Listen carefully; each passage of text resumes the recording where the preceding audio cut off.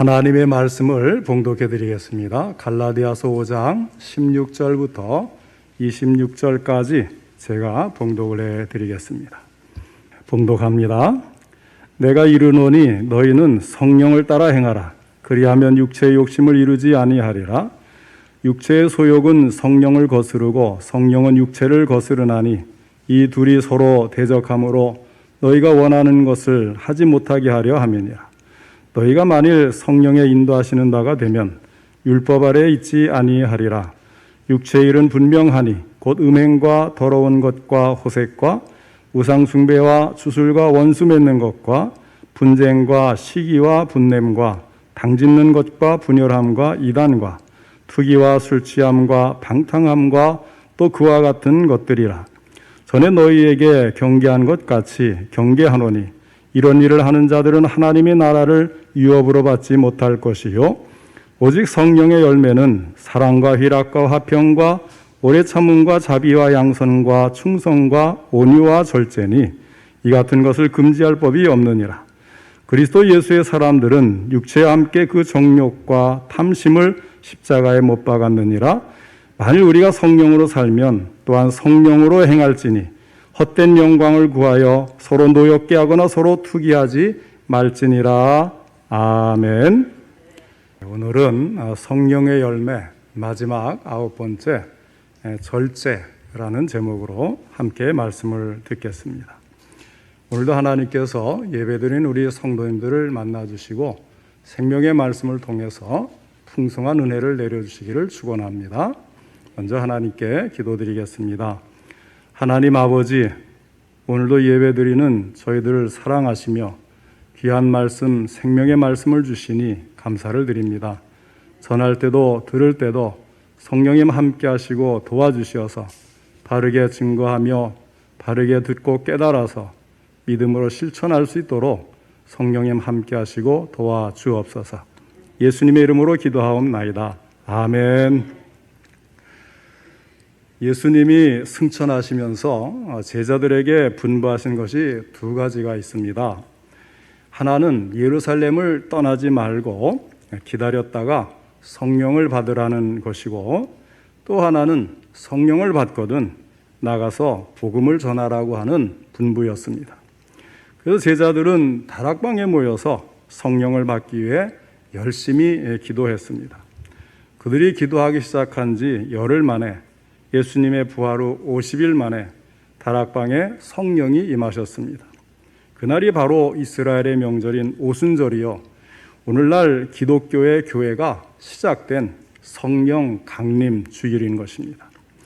예수님께서 십자가에서 돌아가시자 제자들은 위축되었고 시리에 빠져서 낙심하고 의기소침해 있었습니다. 그러다가 오순절날 성령을 받고 나서 제자들은 비로소 새 힘을 얻었고 새 능력을 받았고, 그래서 새 각오를 가지고 새 인생을 살아가게 된 것입니다. 그 결과 오늘 이 땅에 기독교가 시작된 것입니다. 그리스도인은 이 하나님의 영, 성령을 지녀야 합니다. 이 영을 지닌 사람을 일컬어서 그리스도인이라고 하는 것입니다. 그래서 사도 바울은 너희는 성령의 전이다 이렇게 말씀을 했습니다. 오늘 본문 16절을 보면 너희는 성령을 따라 행하라고 했습니다. 이 말은 성령을 따라 살아라 하는 말씀입니다. 다시 말해서 성령을 따라 살아가는 인생관을 가지라고 하는 말씀입니다. 그러면 어떤 삶이 성령을 따르는 삶일까요?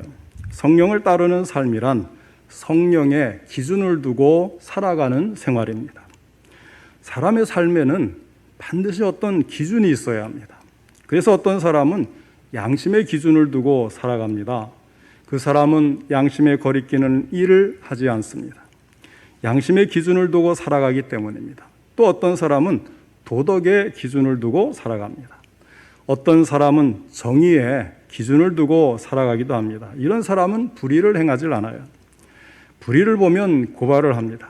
다른 사람 모두 가만히 있어도 그 사람은 가만히 있지 않습니다. 왜냐하면 그의 인생과는 기준을 정의해 두고 살아가기 때문입니다. 그러나 그리스도인은 이런 것들에만 기준을 두고 살아갈 수가 없습니다. 이것들은 모두 신앙인이 가져야 하는 절대적 기준이 아니기 때문입니다. 이런 것들은 모두 주관적인 것들이고 상황이나 형편에 따라서 변할 수 있는 것들이기 때문입니다. 그러므로 그리스도인들은 성령의 기준을 두고 살아야 합니다. 이것이 성령을 따라 살아가는 생활입니다. 그렇다면 성령의 기준을 두고 성령을 따라 살아간다는 것은 또 어떻게 사는 것을 말하겠습니까? 그것을 16절에서 말씀을 합니다. 내가 이르노니 너희는 성령을 따라 행하라. 그리하면 육체의 욕심을 이루지 아니하리라. 그렇게 할 때에만 육체의 욕심을 이루지 않는다고 말씀을 합니다. 이 말은 성령께서는 우리의 삶의 기준을 제시해 주시기 때문에 육체의 욕심에 의해서 끌려다니지 않을 수가 있게 된다는 것입니다.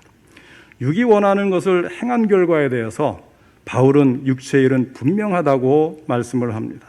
19절로 21절에 보니까 육체의 일은 분명하니 곧 음행과 더러운 것과 호색과 우상 숭배와 주술과 원수 맺는 것과 분쟁과 시기와 분냄과 당짓는 것과 분열함과 이단과 투기와 술 취함과 방탕함과 또 그와 같은 것들이라 하였습니다. 우리가 신앙생활을 하고 있다고 아무리 말한다고 해도 우리 안에 이러한 악한 열매들이 맺혀 있다면 우리는 바른 신앙인의 모습이라고 말할 수가 없는 것입니다. 우리는 여전히 유기하는 일을 돕고 있는 것이요, 그것을 방치하는 것일 뿐입니다. 우리는 변할 수 있는 주관적인 기준이 아니라 성령의 기준을 따라서 우리의 모습 가운데 이러한 모습이 있는지를 살펴서 있다고 한다면 회개하고 돌이켜야 하는 것입니다. 그러면 성령을 따르는 삶의 결과는 어떻게 나타납니까? 성령을 따라서 사는 사람들이 맺는 열매의 모습으로 나타납니다. 다시 말해서 이것은 자신에게 주어진 삶과 지식과 지혜와 물질 같은 것들을 자신만을 위해서가 아니라 이웃과 나누고 주님의 일을 위해서 사용하게 된다는 뜻입니다. 본문 말씀에서 바울은 갈라디아 교인들에게 이 세상에서의 즐거움만을 즐기는 사람으로서가 아니라 구원받은 백성으로서 하나님의 나라를 소망하는 사람으로서 살아가는 모습을 말씀해 주고 있습니다. 다시 말해 성령 받은 사람들의 삶의 모습을 말하고 있는 것입니다. 성령 받은 사람들의 삶에는 열매가 맺히는데 그것은 앞에서 말씀드린 것처럼 성령의 열매라고 해서 9가지 성품으로 나타납니다. 오직 성령의 열매는 사랑과 희락과 화평과 오래 참음과 자비와 양선과 충성과 온유와 절제니 하였습니다. 우리는 예수를 믿는 믿음으로 구원받은 자로서 우리 안에는 성령께서 계십니다. 예수를 믿는 사람은 본인이 알든지 모르든지 의식하든지 의식하지 않든지 간에 자신 안에 성령님이 계십니다. 성령하면 많은 분들이 또 궁금해하고 또 신비스럽게 생각하고 어떻게 하면 나도 성령님이 있을까 이렇게 걱정하는 분들이 많아요. 그러나 성경의 말씀은 분명히 여러분이 예수가 믿어지면 여러분 안에 성령이 계신다고 분명하게 말씀하는 것을 믿으시기를 바랍니다. 내 안에 성령님이 계셔요. 그리고 그 성령께서 우리가 하나님의 뜻을 따라 살아가도록 매 순간 역사하시고 인도하십니다. 그 성령의 역사를 따라서 우리는 성령의 열매를 맺기 위해 날마다 결단하고 하나님의 뜻을 따라서 살아가려고 애씁니다. 성령께서 우리 안에서 역사하심으로 우리는 성령의 열매를 맺어가게 되는 것입니다. 이러한 열매들은 개별적인 것이 아니라 모두가 연관되어서 맺어지게 되어 있어요. 처음에 그런 말씀드렸죠. 성령의 열매는 사랑인데 그 사랑 안에 이것이 9가지 성품들로 이렇게 이 무지개 빛깔처럼 이제 나타나는 것이다 그렇게 말씀을 드리지 않았습니까? 그래서 다 연결이 되어 있는 거예요. 사랑하는 마음 가운데서 기쁨을 얻게 되고 기쁨 가운데서 충성하게 되고 그런 가운데서 남을 도울 수 있는 마음, 자비와 양선도 생기게 되는 것입니다. 그러한 관계 속에서 친절한 모습이 나오고 자기만을 위하려는 마음을 절제하게 되는 것입니다. 지금까지 이렇게 9가지 사희와 오자양 충원절, 그 중에 8가지 사랑과 희락과 화평과 오래 참음과 자비와 양선과 충성과 온유에 대해서 말씀을 들었습니다. 오늘은 그 가운데 마지막 성품인 절제에 대해서 말씀을 나누고자 합니다. 절제란 헬라어로 앵크라테이아라고 하는데 우리말 모든 성경은 이것을 절제라고 번역을 했어요. 영어로는 때로는 셀프 컨트롤이라고도 번역을 하고 템퍼런스라는 말로도 번역을 합니다. 무슨 뜻이냐면 자기 스스로를 알맞게 잘 조절한다, 이런 뜻이 들어있어요. 성경이 말씀하는 절제는 억제나 금욕을 의미하는 것은 아닙니다. 그래서 이런 절제를 한다고 해서 어디 가서 이 고행을 하고 금욕을 하고 이렇게 하라는 뜻이 아니에요. 그건 어디까지나 소극적인 겁니다. 주님의 사명을 감당하고 사람들과 함께 지내면서 할 수 있는 그런 절제는 아니라는 거죠. 보다 더 적극적인 의미를 가진 미덕이 바로 절제라고 하는 것이에요. 그것은 원만하게 발달되고 균형이 잡힌 마음과 생활을 의미합니다. 인격을 형성하는 3가지 요소를 지성이라고 하죠. 지성과 감정과 의지를 말합니다.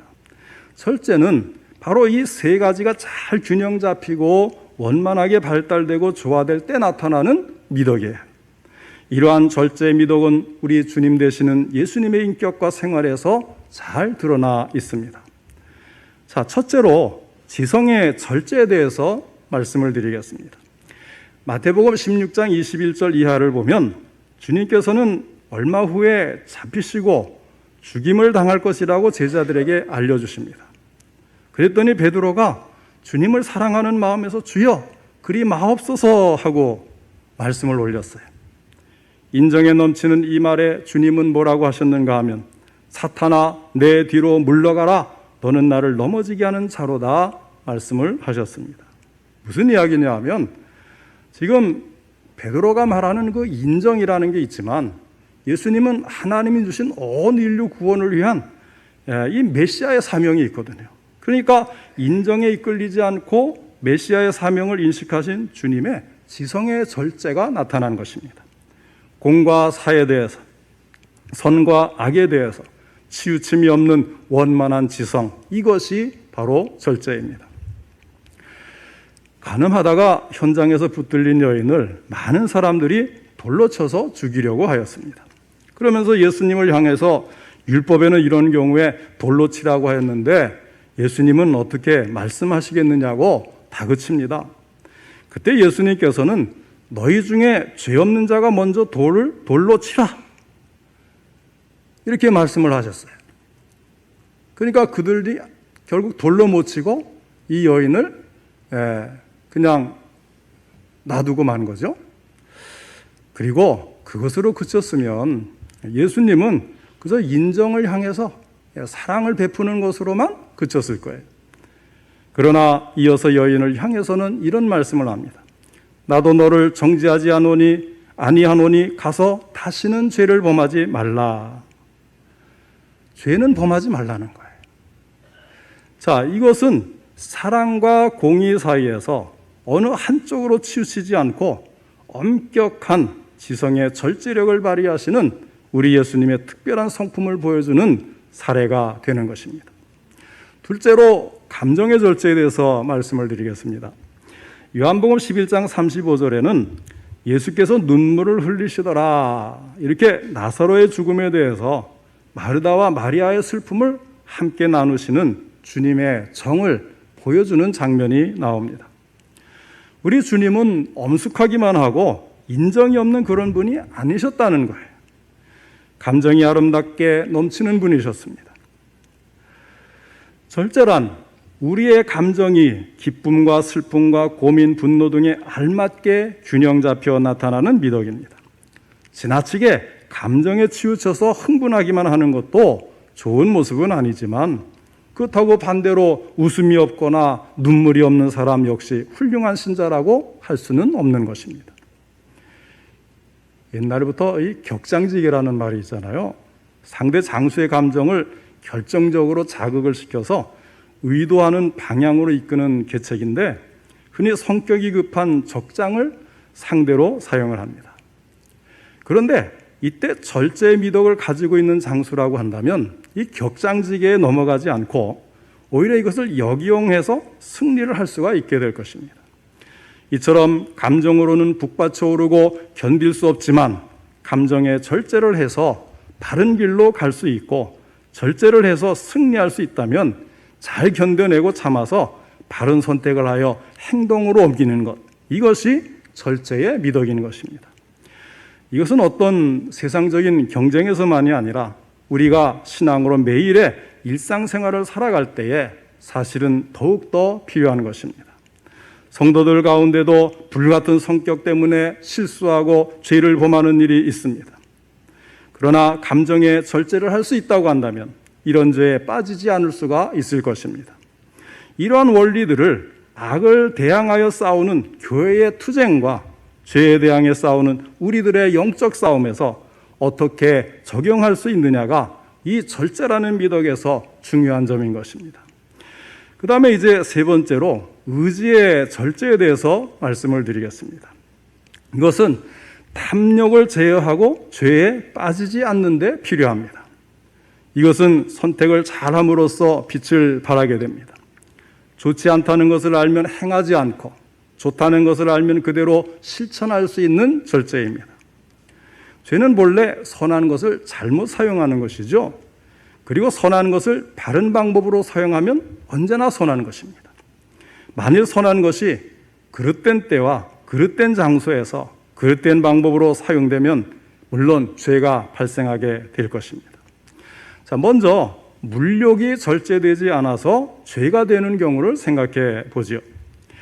주님께서 말씀하신 탕자의 비유 속에 나오는 탕자 예를 들어보겠습니다. 이 젊은이는 그의 아버지의 소유를 상속받도록 되어 있었습니다. 그러나 그는 바른 때, 다시 말해서 그의 아버지가 세상을 떠날 때까지 기다릴 수가 없었습니다. 지금 당장 나는 내 몫을 차지해야 되겠다. 이런 마음이 너무도 강했고 이것을 절제할 수 있는 능력이 그에게는 없었던 것입니다. 그러므로 먼저 그는 시간의 문제, 다시 말해서 때를 결정하는 데 있어서 잘못된 길로 들어섰습니다. 그 다음에 그는 그의 몫을 받아가지고 먼 나라로 가버렸습니다. 이것은 잘못된 장소였습니다. 그는 집에 머물러 있는 것이 옳고 자신을 위해 좋은 일이었는데 그것을 거부하는 것입니다. 또 하나 생각할 수 있는 것은 그는 그가 받은 유산을 잘못된 방법으로 사용하였다는 점입니다. 유산은 위탁물로 맡겨진 것입니다. 이 둘째 아들은 그가 받은 것으로 그의 농장과 밭을 잘 보존하고 그의 가정생활을 바르게 세워나가야만 했었습니다. 그러나 그는 그와 같이 하지 않고 그의 유산을 몽땅 자신의 개인적인 쾌락을 충족시키기 위해서 이기적으로 사용하였습니다. 이렇게 때를 잘못 정하고 또 장소를 잘못 정하고 방법을 잘못 사용하면 결국은 죄에 빠지게 만드는 겁니다. 이렇게 탕자는 죄에 빠졌고 자신을 탕진시키고 고통을 받는 원인이 되고 말았던 것입니다. 그 다음으로는 성욕이 절제되지 않아서 죄가 되는 경우를 생각해 보겠습니다. 많은 사람들이 제어하기 어려운 본능은 바로 성의 본능이죠. 이 본능 자체가 나쁘다는 생각에서 자라난 사람들이 상당히 많아요. 하나님의 일에 지식을 가졌다고 하는 그리스도인들도 이러한 생각 속에서 자라난 사람들이 제법 돼요. 물론 이것은 잘못된 생각입니다. 이 본능 속에 죄와 악이 끼어들기 쉽다는 것은 사실입니다. 그러나 만일 이 본능이 바른 때, 바른 장소에서, 바른 방법으로 사용되기만 한다면 이 본능 자체는 거룩한 것이요. 또 거룩하면서도 유익한 것으로 남아있게 되는 것입니다. 만일 이 본능이 오직 바른 장소, 다시 말해서 두 사람이 서로 사랑하는 일생 동안의 연합의 중심인 가정에서 행하여진다면 모든 것은 옳고 좋은 것이죠. 이 본능이 단순히 한 남자가 한 여자에게 강요하는 것이 아니라 부부간에 서로 존경하고 절제하면서 사용된다면 좋은 것입니다. 그러나 이러한 성욕을 잘못된 때에, 다시 말해서 결혼하지 않은 때에 사용한다든지 잘못된 장소에서 잘못된 방법으로 사용된다면 본래 성의 목적을 훼손시키게 되고 그것은 죄를 범하는 것이 된다는 사실입니다. 이런 면에서 절제가 필요한 것입니다. 또 내 자신이 절제하지 않음으로 해서 다른 사람들에게 해를 끼치는 경우가 매우 많다고 하는 것입니다. 만약에 어떤 사람이 내가 술을 많이 마신다고 해도 그건 내 문제지 다른 사람과 무슨 상관이 있느냐 이렇게 말을 한다면 그것에 대한 대답은 아니오지요. 우리는 주변에서 술로 인해 고통받는 사람들을 많이 보게 됩니다. 그것은 본인 자신들뿐만이 아니라 그의 가족 또는 그의 이웃들에게 피해를 끼치게 됩니다. 술 때문에 음주운전으로 교통사고를 일으켜 애꿎은 사람들이 목숨을 잃어버립니다. 술 때문에 가정의 폭력과 경제 파탄, 심지어는 외도까지 발생을 해서 가족들이 죽지 못해 살아가는 경우가 얼마나 많습니까? 술로 자신의 건강을 상하여서 자신도 잘못될 뿐 아니라 함께 있는 가족들을 그의 건강 때문에 근심에 빠뜨리게 하는 일은 또 얼마나 많습니까? 일제강점기 때 일본은 한국인을 정신까지 완전히 식민지화시키기 위해서 주요 기차역마다 공창을 만들었어요. 다 저 일제 때 일어난 일들이 제법 되거든요. 또 술, 담배, 심지어는 마약까지 만들어서 퍼뜨렸습니다. 구한 말에 한국인들의 정신 상태가 얼마나 피폐했습니까? 술 먹고 노름하고 또 외도하고 집에서 자기 부인 때리고 온갖 정말 참 망조의 일들을 참 많이 했던 때가 그때였습니다. 그런데 일본이 와서 그걸 완전하게 더 이 정신적으로 누르기 위해서 또 이런 것들을 또 인위적으로 또 더 만들어낸 거예요. 그래서 교회가 그때 이제 한국 교회가 태동하고 평양 부흥운동이 일어나고 막 부흥하면서 얼마나 열심을 냈습니까? 많은 프로테이지는 아니래도 정말 이 나라를 위해서 애를 쓴 한국 교회 아닙니까? 그때 이제 조선 기독교 여자 절제회를 교회가 만들었어요. 그리고는 금주, 금연, 공창 폐지, 마약 퇴치 운동을 펼쳤습니다. 그래서 이러한 절제 운동과 선교사님들이 와서 한국 사람들이 너무 이것으로 이제 빠져들면서 이 참 정신적으로 피폐해지는 것을 본 그 결과 그들이 금지시킨 것, 이런 것들이 합해져서 한국 교회는 금주 금연의 전통이 있는 거예요. 요즘에는 이제 이런 것이 없으니까 많은 분들이 외국 교회는 뭐 술 마셔도 뭐 괜찮고 이런 것들에 뭐 그것이 금지하는 게 없는데 왜 한국 교회만, 또 한국 교회도 요즘 많이 또 느슨해졌잖아요. 통합은 술 먹어도 되는데 왜 합동은 안 되느냐, 이렇게 이제 항의하는 분들이 계십니다.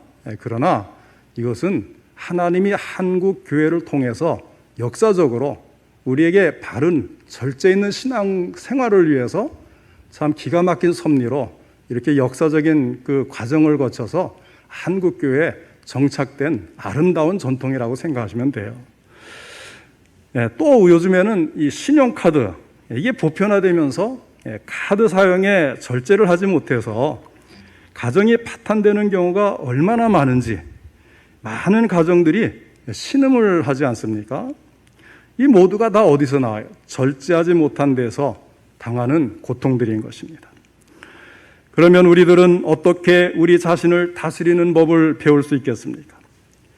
우리는 어떻게 이 미덕, 그리스도인의 9가지 미덕 중에 마지막 것인 절제를 잘 개발할 수 있느냐 하는 것입니다.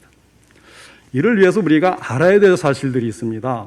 첫째는 아무리 훌륭한 결심을 해도 그것만으로는 별로 도움이 안 된다는 것을 분명히 알아야 돼요. 결심은 의지의 행위로 이루어지는 거죠. 그런데 우리의 의지가 그만큼 강합니까? 얼마나 약합니까? 그래서 결심을 하고는 작심삼일이라는 말이 나올 만큼 자주 실패를 하는 거예요.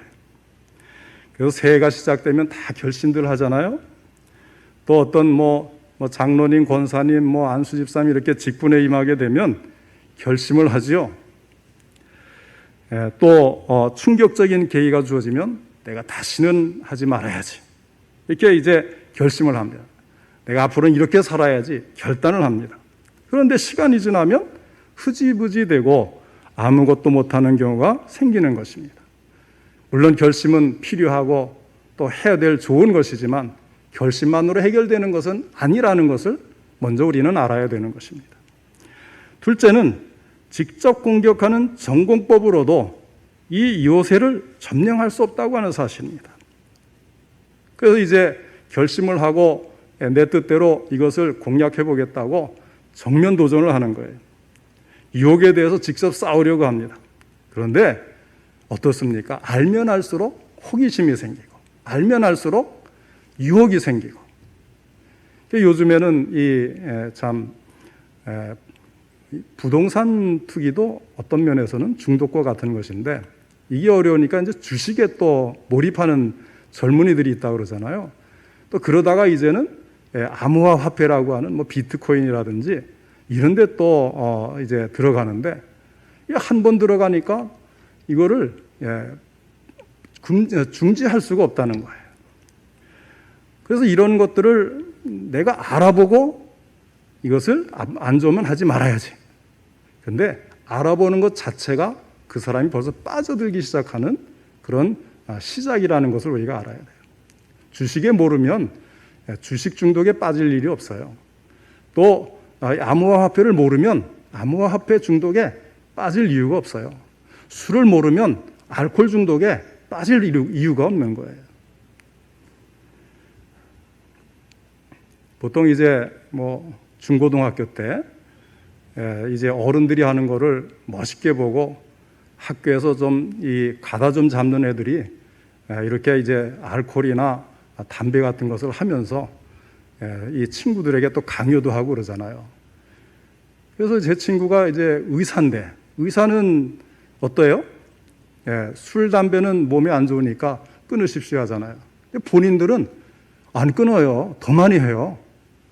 왜 그런가 물어봤더니 중고등학교 때 선배 따라서 했는데 평생 못 끊네? 이러는 거예요.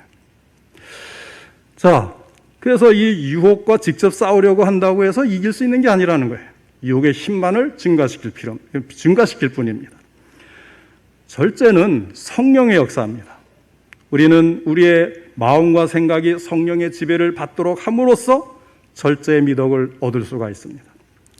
세 번째로 가장 중요한 방법은 우리들이 날마다 성령의 능력을 받기 위해서 기도의 시간을 갖는 것입니다.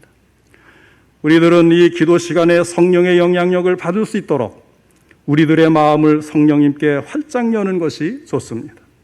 성령으로 하여금 우리들의 생각과 의지, 행동과 욕망을 사로잡을 수 있도록 우리 자신을 성령님께 내맡기는 것이 필요합니다. 그 다음에 네 번째로 우리가 알아야 될 것은 우리가 이제 어떤 큰 결심을 하는데 큰 결심을 하면 당장 습관이 안 되니까 잘 못하거든요. 그러면 금방 이제 흐지부지 돼가지고 내가 그걸 어떻게 하고선 그만둘 수가 있어요. 그러면 큰 것이 어려우면 작은 것을 절제하는 데서부터 시작하는 훈련을 갖는 것입니다. 이런 일을 잘하기 위해서는 역시 훈련이 필요해요. 사도 바울은 경기장에서 훈련하고 있는 그런 사람들에 대해서 이런 말씀을 했죠. 이기기를 다투는 자마다 모든 일에 절제하나니 그들은 썩을 승리자의 관을 얻고자 하되 우리는 썩지 아니할 것을 얻고자 하노라. 훈련의 목적은 경기하는 그날 그 경기에 참가하는 사람이 자기의 힘을 충분히 발휘하고 승리를 얻기 위해서 최선의 방법으로 자기 실력을 발휘하기 위한 것입니다. 또 바울은 이렇게 말씀을 했어요. 내가 내 몸을 쳐 복종하게 함은 내가 남에게 전파한 후에 자신이 도리어 버림을 당할까 두려워함이로다.